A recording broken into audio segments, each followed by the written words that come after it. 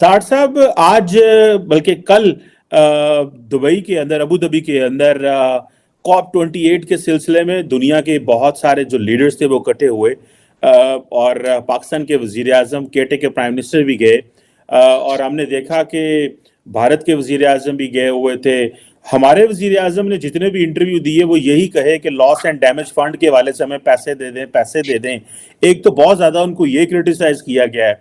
दूसरा ताड़ साहब ये हमें ये भी क्रिटिसाइज किया गया है कि हमारे प्राइम मिनिस्टर को उन्होंने पूरी पिक्चर के एक साइड कोने में खड़ा कर दिया और कई लोग कह रहे हैं कि नरेंद्र मोदी इस वक्त ग्लोबल लीडर के तौर पे सामने आए हैं और वो फ्रंट लाइन पे खड़े हुए थे होस्ट के साथ और हमारा प्राइम मिनिस्टर बिल्कुल ये जिसे कहते हैं ना कोई पॉइंट तो नहीं बनता लेकिन पाकिस्तान के सोशल मीडिया पे बड़ा ट्रोल किया गया है वजीर आजम पाकिस्तान को कि बिल्कुल ऑन द एज खड़े हुए हैं। इसकी क्या वजह है?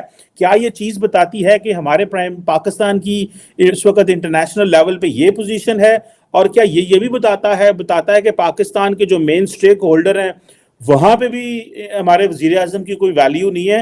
How do you see this climate diplomacy में हमारे वजीर आजम थोड़े बुझे बुझे नजर आए जबकि नरेंद्र मोदी तो फ्रंट पे छक्के खेल रहे थे बल्कि इटालियन प्राइम मिनिस्टर तो सेल्फियां ले रही थी तो वो बड़ा इस वक्त इंटरनेट पे सेंसेशन बनी है। How do you see this particularly हमारे वजीर आजम का सिर्फ फंड की बात करना, पैसों की बात करना और कोई इनिशिएटिव ना देना इस वक्त छा गया है।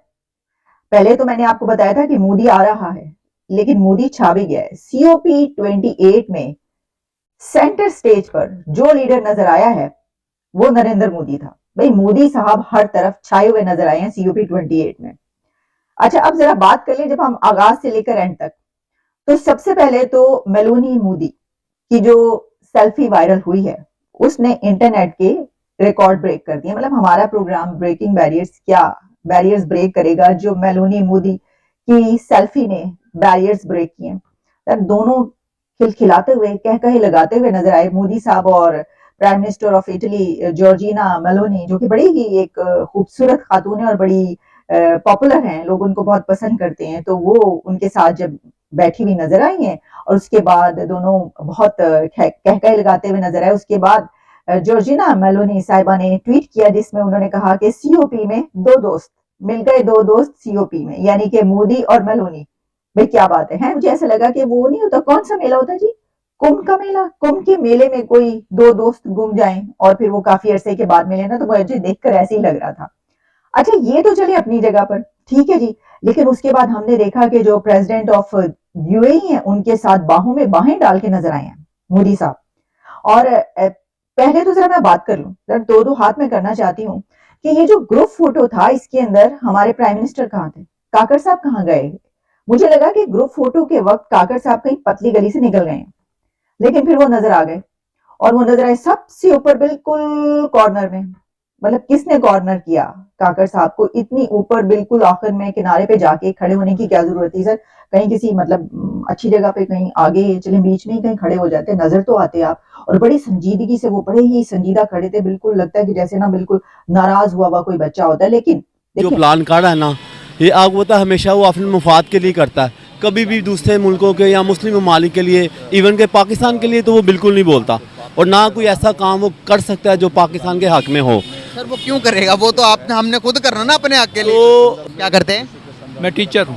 अच्छा माशाल्लाह से ये पता चला है कि जितने ये पोल्यूशन है ना ये इंडिया के से आ रही है, उनकी यानी कि कोयले पे उनकी जो है ना वो बिजली का काम हो रहा है, तो हुकूमत को इस पर इंटरेस्ट लेनी चाहिए, वज़ीर आज़म को इंटरेस्ट लेनी चाहिए। और सारी पोल्यूशन दुनिया में जितनी भी हो रही है इंडिया से हो रही है। तो दुबई की गवर्नमेंट ने तो नरेंद्र मोदी ने उनका भी शुक्रिया अदा किया कि भाई आप लोगों ने हमारी अकलियतों के लिए यहाँ पर मंदिर बनाने दिया, उसके लिए शुक्रिया। क्या लगता है कि आपको दुबई की जैसी इस्लामिक कंट्री के अंदर मंदिर बनना चाहिए था या नहीं?